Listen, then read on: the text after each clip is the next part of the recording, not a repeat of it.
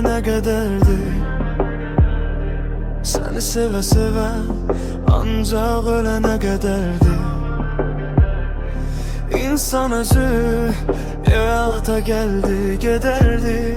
Sevgidə ki qalar ölüm, gələnə qədərdir. Sən gedəndən həyat məni darıxdırır. Necə sənsiz qalanda tək ağlar ürək. İçim yanar elə səssiz, sənsizlik ürəyimdə sanıb məskən.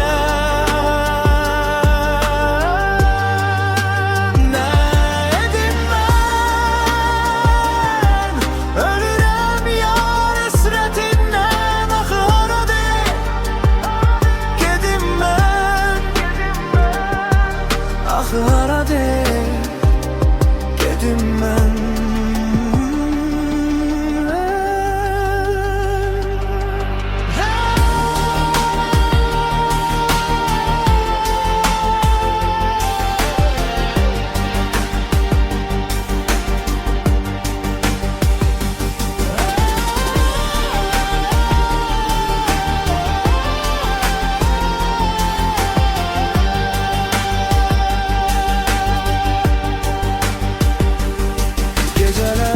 Soruşur divarlar səndən xəbər.